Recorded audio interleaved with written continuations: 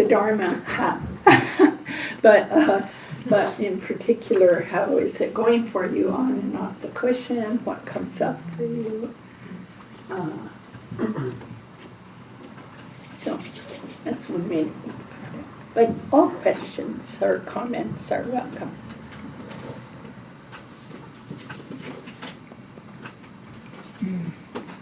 Yeah.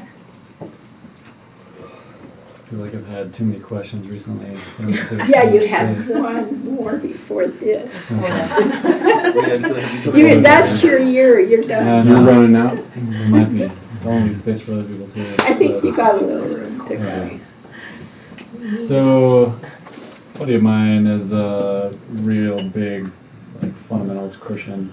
I love him, and I have no problems with Christianity at all. It's not a barrier for me, and we can have really great conversations. And whenever we bring this up, I don't want to make fun of Christianity at all. I actually really appreciate it. But one of the things that he brings is this thing of kind of trusting that, maybe trusting the universe, trusting that this is God's plan, whatever that is. I think that's a really cool thing that he brings and he has faith in. Another thing is just, there's another piece there. Oh, like God's love, it's always there. And I've been a little bit jealous of that he has that. And I know that can be used, and Matthew and I were talking about it before, and that can be used in a really, like, delusional or dysfunctional way.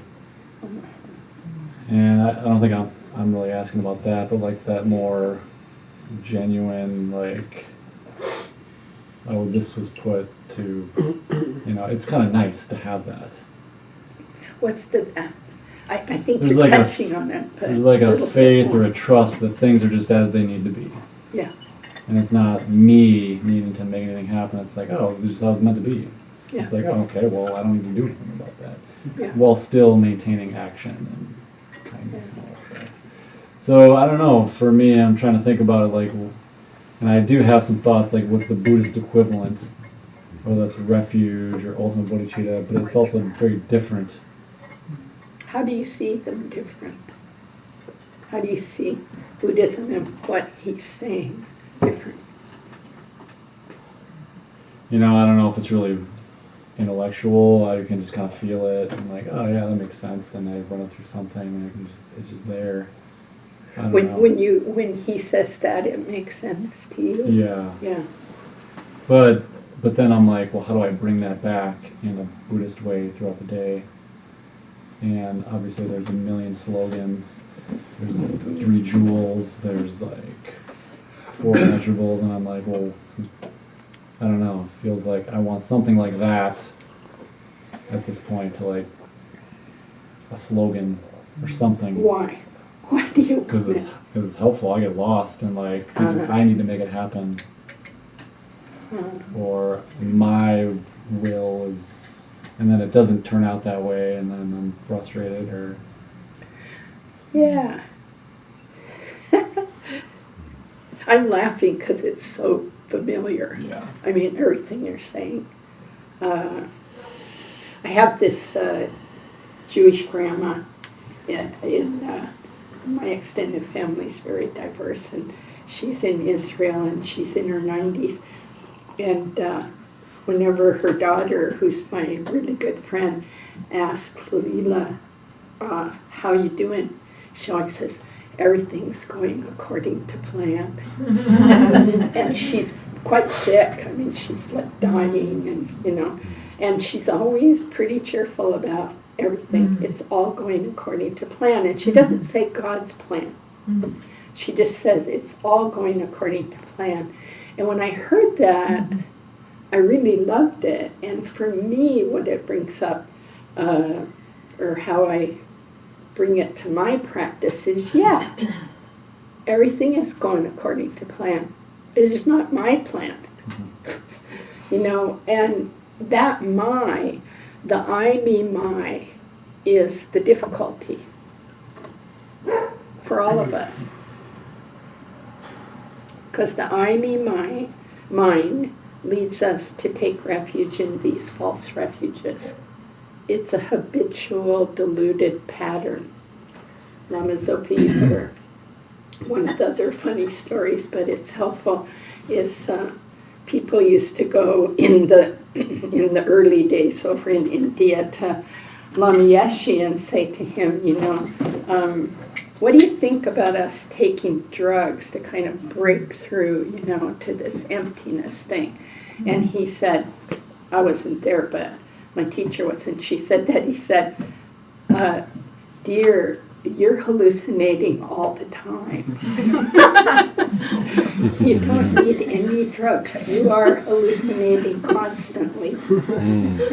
And that's potent. He means it. Literally. We're hallucinating separate self, and we're hallucinating on so many levels. On the grossest level is when you get in an argument with your friend, like it's black, no, it's white, it's black, it's white, it's black, it's white, and then somebody wakes up and goes, oh my God, it's gray, and oh God, we wrecked our friendship over that.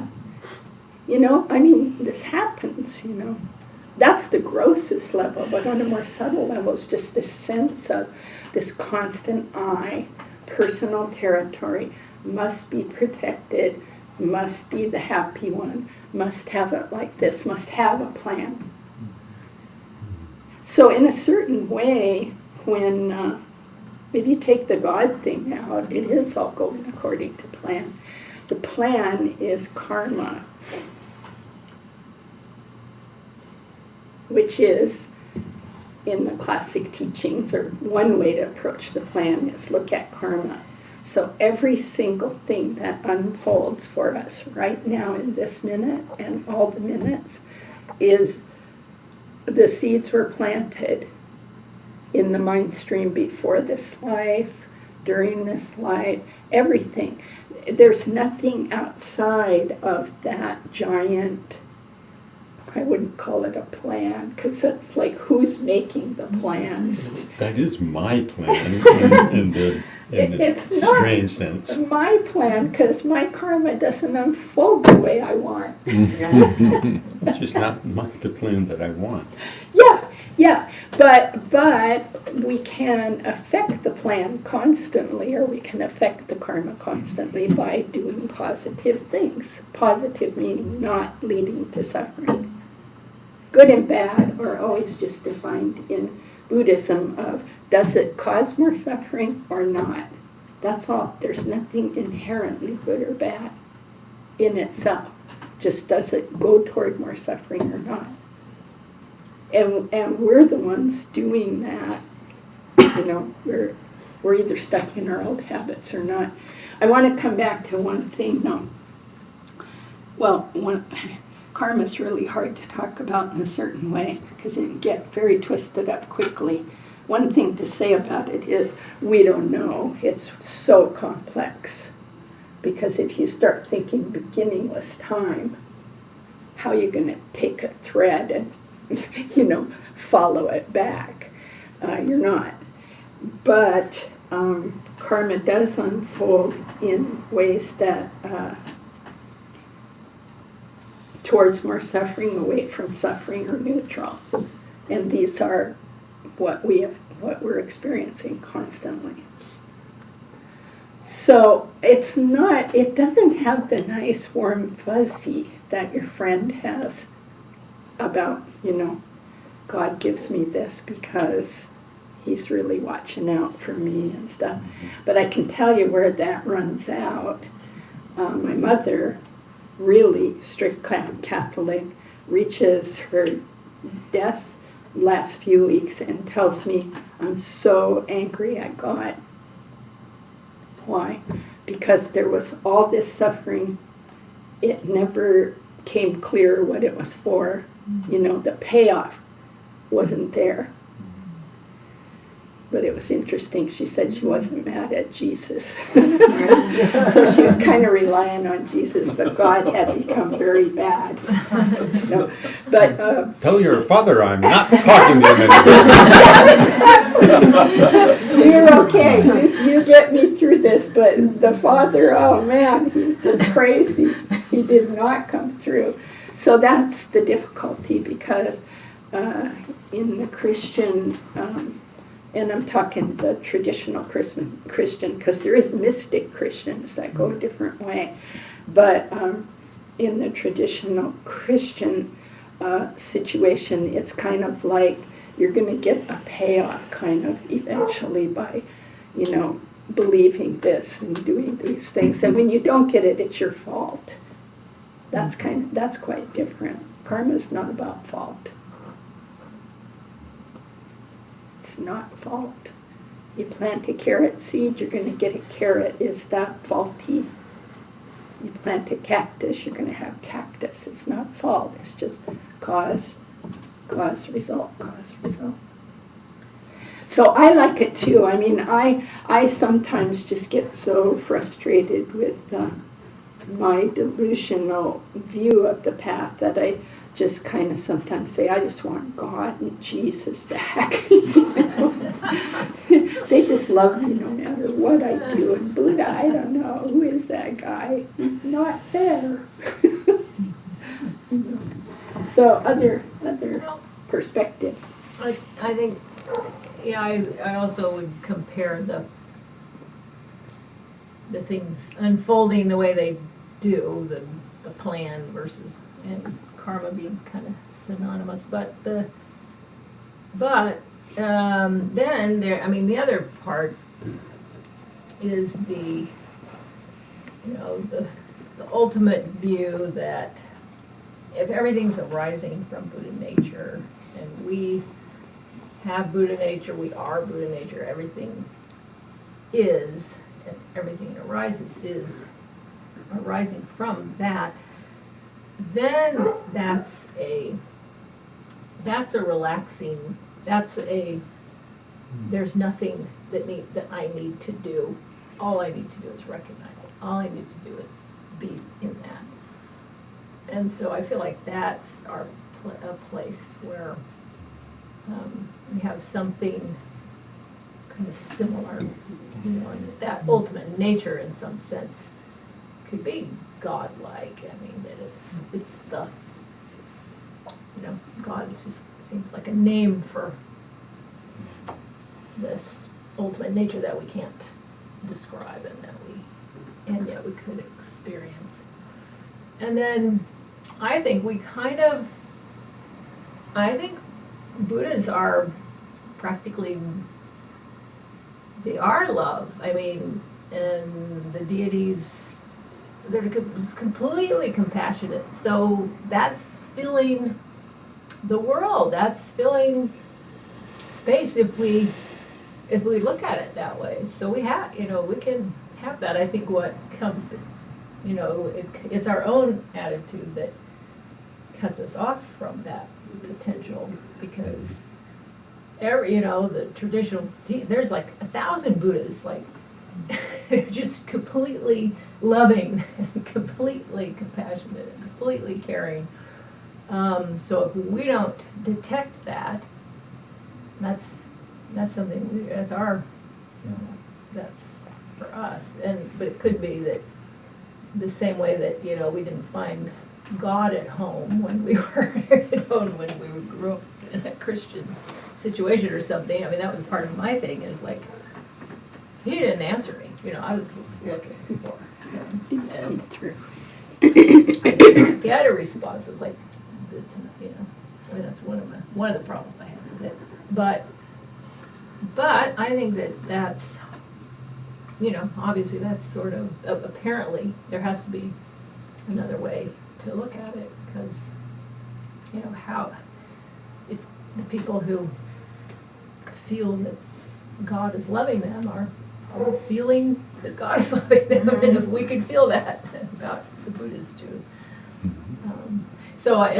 My sort of more way of working with that is to say, well, does compassion exist?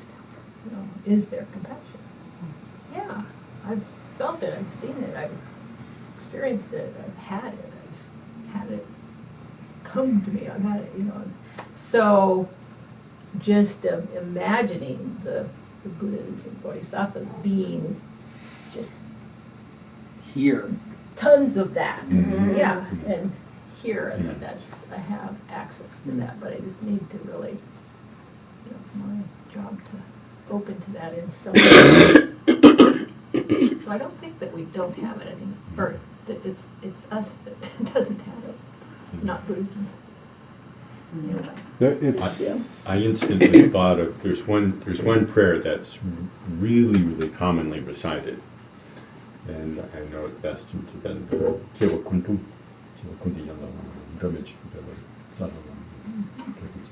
So it's in this and all future lives,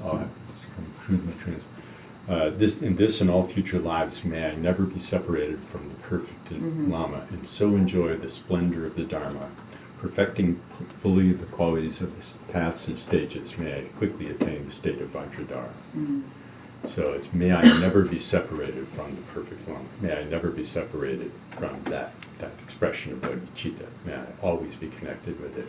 And there is a distinction, the sense of belief that there really is this kind of external story, this external being, and it's really there, and you just kind of that's the way it is. There is a different dynamic in just relying on that explanation.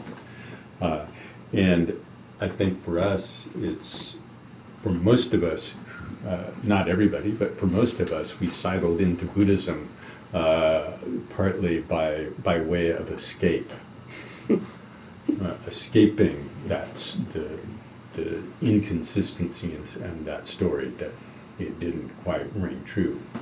And along the way, we've thrown out anything that looks kind of like it. So there was a point, it's now about 10 years ago, maybe 15, where I suddenly realized that this is like playing cards and leaving all the money on the table. It's like I was kind of competing in my own mind with Christianity, but by sort of rejecting this one thing, this one element. It's sort of like, well, I've actually made the Dharma really small by not allowing for the kind of vast notion that goes along with what God created the universe. Well, that story trumps just about everything. That's like, look, the whole deal, the whole shooting match, all inclusive. And then I realized that I had turned the Dharma into something very small to skirt around the challenge of holding things in that vast perspective. And then I looked, and I instantly started seeing in all the prayers, all the teachings. I started seeing this vastness that actually was there, that I had actually put my own boundaries up. Because that was Christian.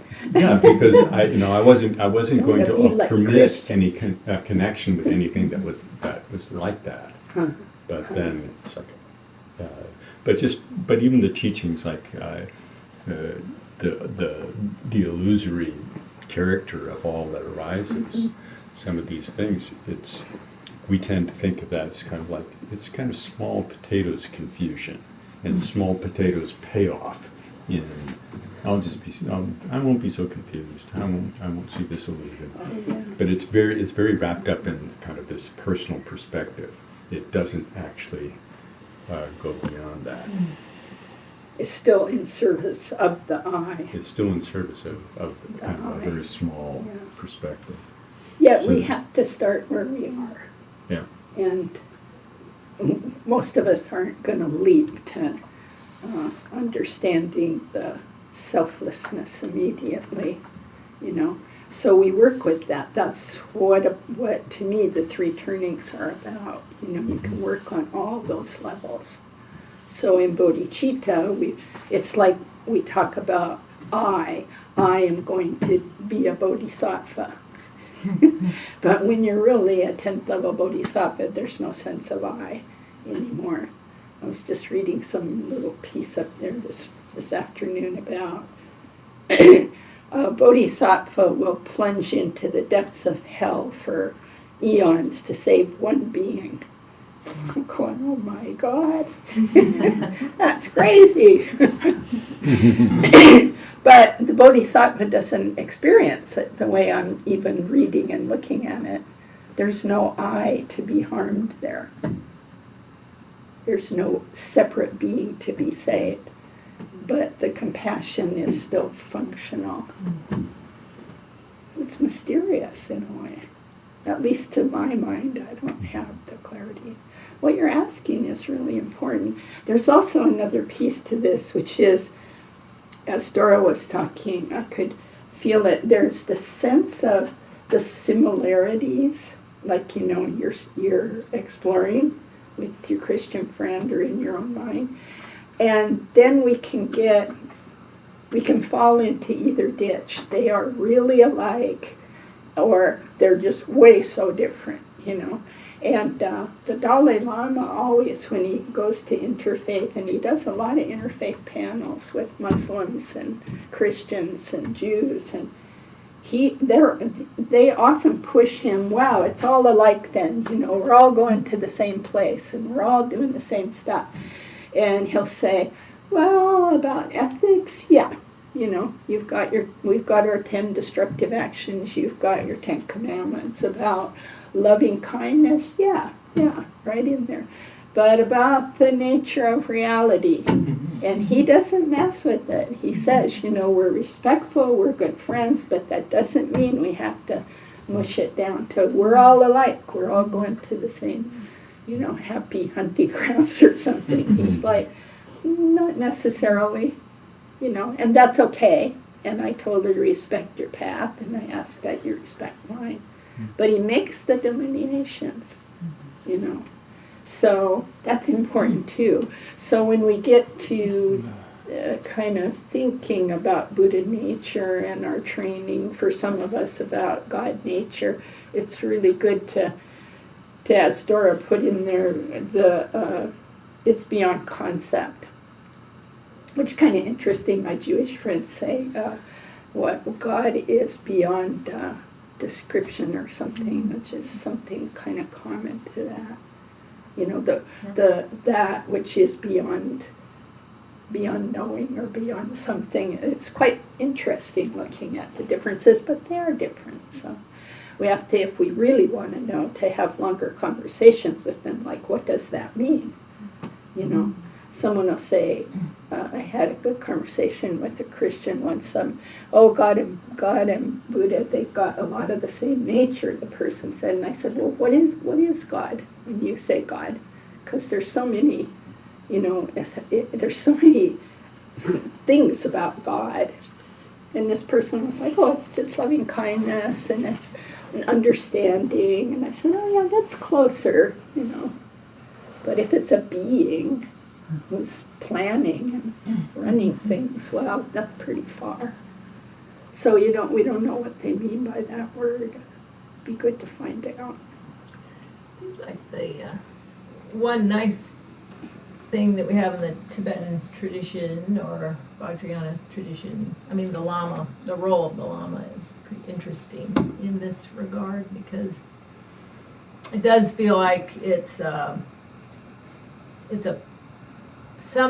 like a stepping stone to the ultimate sort of Buddha nature. So, you know, if we can see in this person who we relate with, you know, that they're sort of helping us see our Buddha nature, and they are sort of exhibiting qualities that are sort of going in the direction that we want to go, that kind of becomes a door, and a lot of the prayers are, you know, it's the Lama's not just that person. It's really, in the end, it's our own nature. It's it's kind of everything, but that we have sort of this person, we can have a connection through a person that helps, to be a doorway to this more profound thing. And so that can be a real support if it feels like we don't have, sort of don't have anybody who cares about what's happening to us or something. Then that's certainly a path that we have.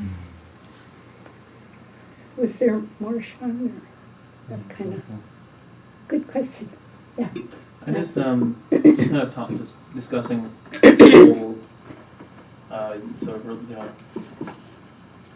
this sort of whole the human ideas of deities and beings all powerful or what have you that can that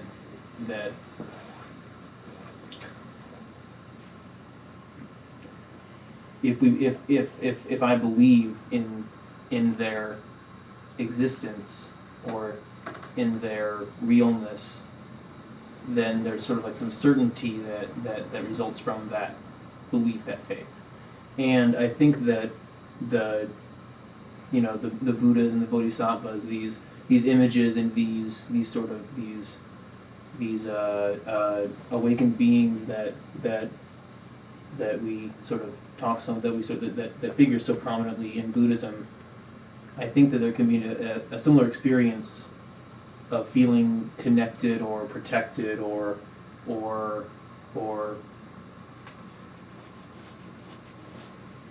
able to sort of reach out to, can be just as profound as like a Christian feeling of connection to God. I remember recently feeling very, very helpless and useless in a situation with someone that I love very much, and feeling just utterly powerless to bring positive causes and conditions to that situation in any way. I felt just completely unhelpful, and just like started crying out in my head to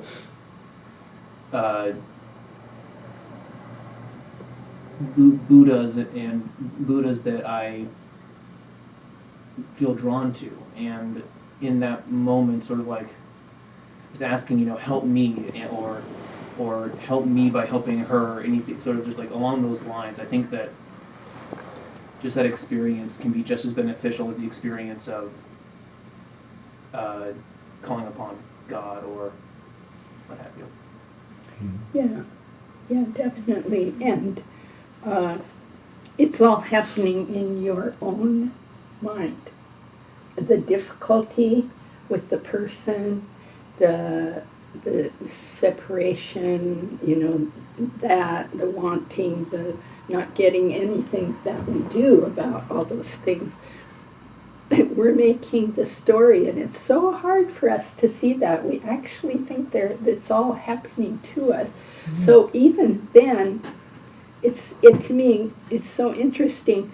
I'm calling on my own Buddha nature, or the Buddha nature in others, but it's as we move along in Buddhism, you just use whatever you can. Mm-hmm. We're in a predicament here, I was gonna say, and we got to use what we can. So often the prayers will make it seem like there's an I and a them and a this and a do that and a do this and a green Tara and a Chenresi, and then the teachings are very clear that ultimately the nature of every single one of those things has a similar ultimate nature, which is not fixed, not self, not, which may be the biggest difference with the Christians.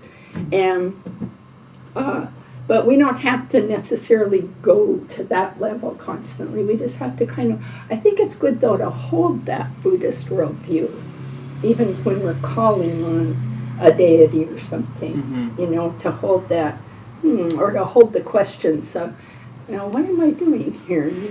Am I calling on my own wisdom and compassion? Sometimes I shift the word out of Buddha to wisdom and compassion, please help, Yeah, so, okay. We have a new book that was written for Tonka painters called The Art of Awakening. by Kucho Ladrepa, who was head of the 6-year Tongtu course at Chechen Monastery in Kathmandu, Mingu Khente's monastery. And so he wrote this really beautiful, brilliant book, and he's talking about visualization, and he keeps saying over and over about visualizing the deities. Be very careful that you don't think that they're real, or that you don't think that they have existence. They're empty, and they have to be dissolved back into emptiness. And you can't. Well, it's the only way they can exist in the Buddhist worldview. But it sounds like I hear some leaning out for help. I think which is kind of a dualistic thing. That I guess in my case, if I feel unable to authentically believe in the Buddha nature already moving in me, for me it helps to just like recall that there are beings, that it is certain that there are beings that have awakened fully and thoroughly, and that since there's no way for me to know what they might look like, how they might behave, what their conventional nature is, I think it's possible to allow these images to kind of be just kind of a placeholder. Like, this is, it doesn't need to be physically, literally real for it to be like, this is a representation of a being,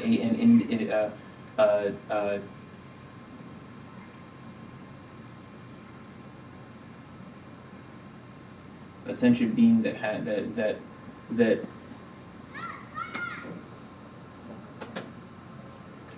possibly can do all the stuff that traditionally is said that bodhisattvas and Buddhas can do. There's really no way to know, but I think that allowing that to remain open, that since Buddhas and bodhisattvas certainly exist, that maybe there is some good in asking for help from whoever's listening. Well, it sounds like it worked for you. Like it worked. And so that's your experience, and we can't we can't tell the other person, don't have that experience, don't have this experience. It's just important that we hold the Buddhist worldview as we have these experiences, and that is this this view of the ultimate and the relative, which are they're never apart, never apart. And the ultimate is the ultimate nature, which is not fixed, not permanent, not self, not other.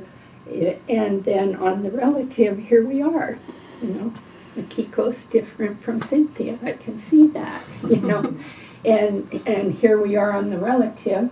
I might work with Chenrezig tonight, that's very helpful to me on an everyday relative level. But it's also quite helpful for me to somewhere in there, however vague it may be, to be holding this vast view that I am empty, Chenrezig is empty, whatever I can make of that.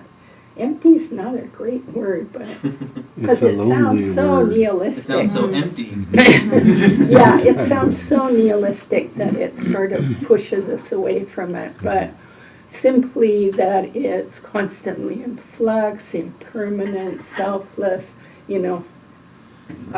just to have that kind of tendril there, so that we don't then turn these things into idols, gods, solid, I'm solid, that's solid. Then we're not really doing Buddhism anymore.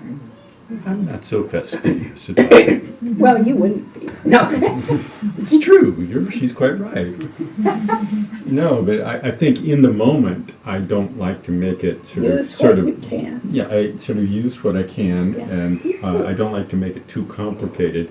And I do actually trust that the process that's set forward in the practice actually provides all these things, and the path over the long haul actually provides the opportunities for the correctives. And there are quite a few Buddhist traditions where you'll have to try really hard to find the part that does not feel very much like relying on something other, something solid. Something solid, open feeling. Yeah. But so in that there is a kind of surrender that's possible. In that there's a letting go, and in that letting go, then there's something that can open up. And if we're paying attention when it opens up, then we're sort of we've been given the kind of something to hold on to while we let go of the confusion. Yes, and then we find that that we're not holding on. Yeah, I But think we're all of saying Guru the same Yoga in is different really Yeah. Guru Yoga is really designed around this notion of calling out and this To a opening, person. and really connecting. But the practice itself, if we actually follow the practice, it has the elements of in the stages of the practice. It has the elements of the stage of dissolution, where all aspect of form is actually let go of.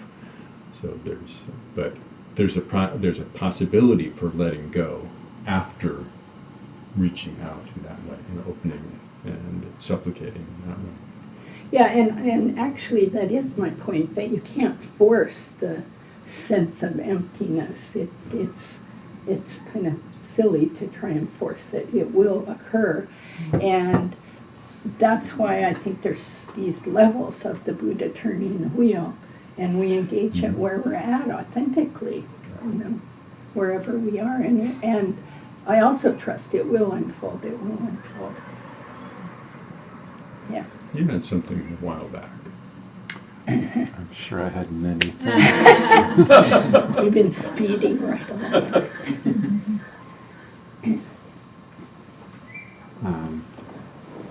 I was just, my last little thought was just, there should be a better word than emptiness. Yeah. Because it's just like you said, so empty. It's just what that really translates to is like sort of ultimate possibility.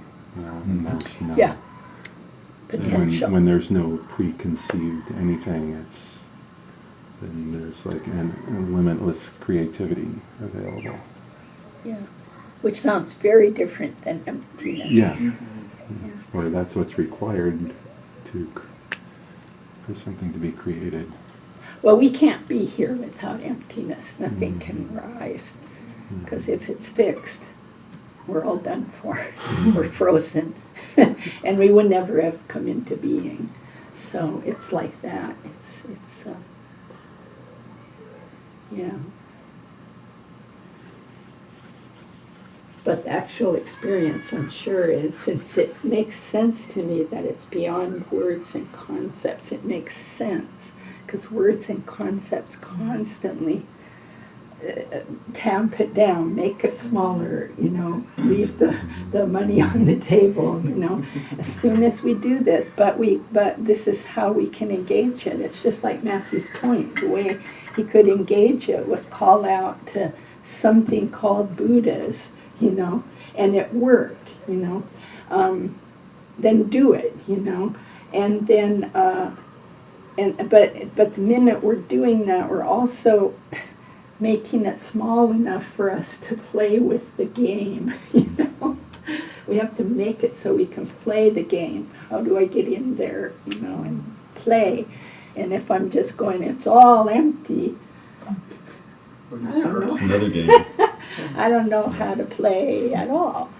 There's a really common, this monk was teaching us once at the Abbey as we were walking through the wood, and we were asking him like all these questions around emptiness and stuff, and now I've run on to this story. He told us a story, and now I've read it more in other places, but he said, it's kind of like the situation we're in is we're children playing a game, and we forget we're playing a game, or maybe we never knew we weren't playing a game. The game is life. That's the game. And we don't know it's a game, but there's a grandfather, grandmother who's watching. And that mind is enjoying it like a game, you know, and not ever, that's that open potential, you know, mind, unobstructed by. But the children can get really into a fight even, or hurt each other, or fall in love, or whatever, because they just think it's all real. And they suffer and all this, but there's this grandfather, grandmother mind, which we all have too, access to, which isn't caught, you know. And that's just this open, loving, non-judgmental space. That's right there, and enjoying the entire thing, and not caught in it's horrible, it's good, it's bad, it's boring.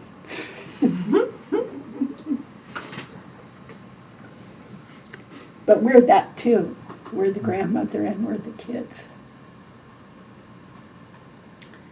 But I think through our practice we spend more time in the grandmother type mind.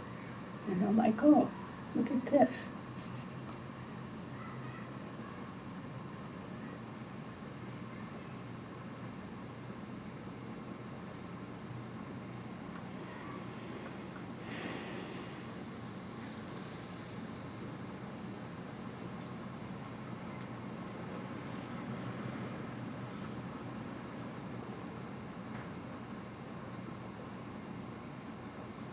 So,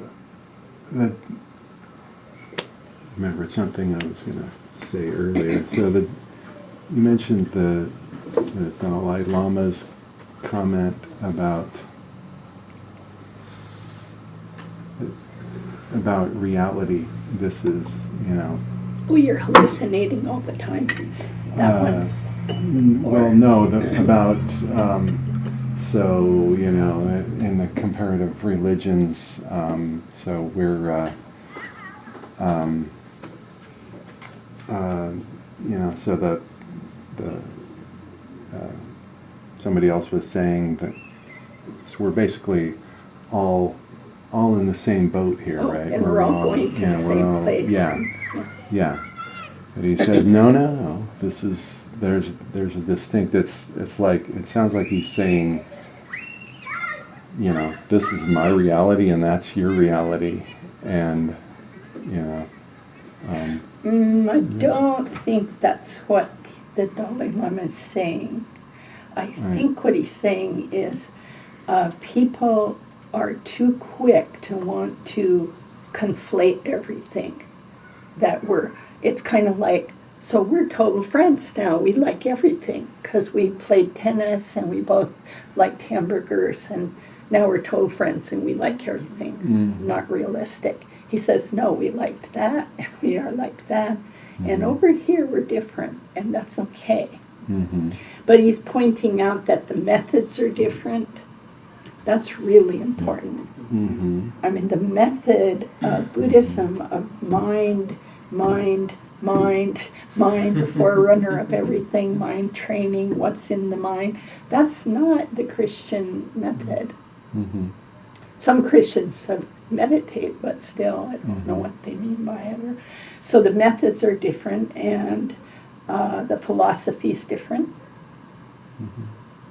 So he's just saying we can't get so happy friendly that we just get this fake unity, you know. He's saying we've got great unity around ethics and great unity around loving kindness. Those are wonderful. They make the world better. I totally honor that you have that. But we don't then go and just say, hooray, we're done. We're all one religion. Yeah. We like that. We'd like to be nice and happy, but it's kind of hallmark, you know, it's not. Well, it short circuits the actual discussion. It short circuits the dialogue. It's not even respectful towards the differences. Yeah. the things that we can actually learn from each other about how we actually go about relating to kind of the more subtle aspects of the path. Those things require sort of patience.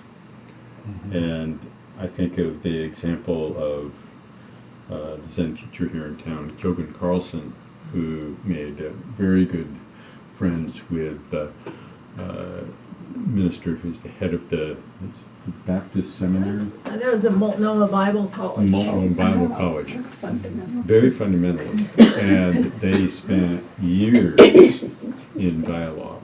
Neat. Years in dialogue, and came to really love each other. But they did not short circuit the conversation. Yeah. They left space and left the possibility of being quite different in many regards. But they were so close. We had a chance to meet or see this fellow on a couple of occasions. One was on the consecration of their Zen center out on 82nd. And this guy is striding up, things are sort of just getting started, and he's striding up saying, look out, the Christians are coming, the Christians are coming. Playing with it. Yeah. Had a great time. Yeah. And the other time that we saw him was at Kyogen's funeral, or his memorial service, where he was one of the main speakers. Wow. And could say things in a very, very eloquent way. In terms of the appreciation, from the place of appreciation of the dialogue and the connection. Just one. I just have to tag on to that. I just saw a video of the Dalai Lama and Tutu Bishop Desmond Tutu in South Africa. They spent a week together. And at the end, you might want to look it up. I think it's on YouTube. Anyway, just put in the Dalai Lama. It was recent. They spent a week together, and the reporter took some photos. And they had this funny little thing at the end. Again, this total love. You can just see this total love. And Tutu is completely immersed in Christian bishop, and here's the Dalai Lama. And Tutu got him up dancing. The Dalai Lama was like, he has a vow as a monk not to dance, so he was just kind of swaying, and Tutu was really getting down. And it was so great. But at the very end, Tutu said, I'm going to get to heaven before you. The Dalai Lama just looks at him because they've had these long talks, And he said, well, if I go to heaven, I bet you're the one I'll see first. And just playing with that whole thing, like, yeah, you think heaven, I don't think heaven. It was really sweet, but that same thing, I'm sure they've really pushed through a lot of stuff to have that kind of warmth and caring, but they know the differences are there, and they play with them. Yeah, it's nice.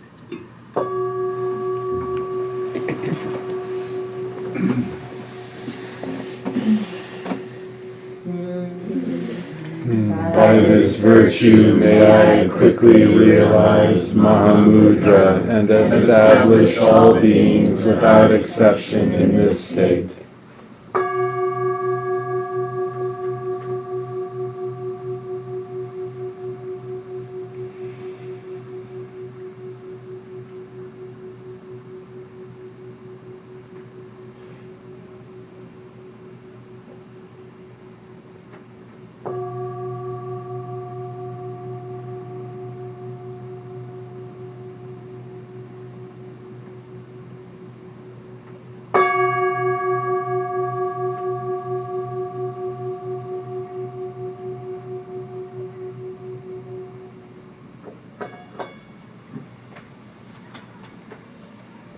Thank you. Have a good week. It's a lovely discussion. Thanks. Hope to see you Wednesday if you can.